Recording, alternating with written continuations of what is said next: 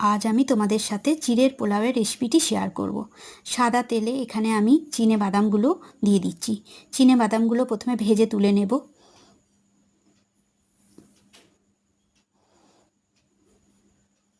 তো চিনা বাদামগুলো আমার ভাজা হয়ে গেল। এখন আমি এই তেলের মধ্যে সাদা সর্ষে ফোড়ন দিচ্ছি। এরপর দেব শাহজিরা। শাহজিরা ফোড়ন দিয়েছি। এখন দেব একটা শুকনো লঙ্কা। একটু ফোড়ন দেওয়ার পর একটা মিষ্টি গন্ধ এলে তখন আমি দিয়ে দেব কারি পাতাগুলো। এবার স্লাইস পেঁয়াজগুলো আমি দিয়ে দিলাম।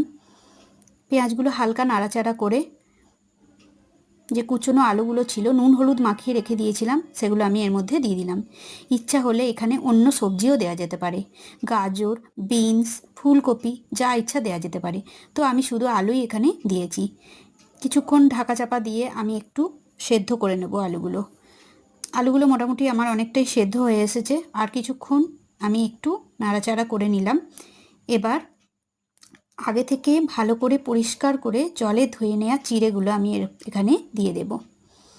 চিড়েগুলো আগে থেকে আমি একটুখানি ধুয়ে পরিষ্কার করে নিয়েছিলাম। চিড়েগুলো দিয়ে দিলাম। এখন আমি নুন হলুদ এতে দিয়ে দিলাম। পরিমাণ মতো মিষ্টিও দিয়ে দেব। যেমন স্বাদ। এখানে কাঁচা লঙ্কারও দেওয়া যেতে পারে, তো আমি কাঁচা লঙ্কা দিইনি কো। এবার নামাবার আগে বাদামগুলো ছড়িয়ে আমি গরম গরম পরিবেশন করব চিড়ের পোলাও। রেসিপিটি তোমাদের কেমন লাগলো অবশ্যই জানিও। আর বন্ধুদের সাথে শেয়ার করো। আমার চ্যানেলটি সাবস্ক্রাইব করার অনুরোধ রইল। ধন্যবাদ।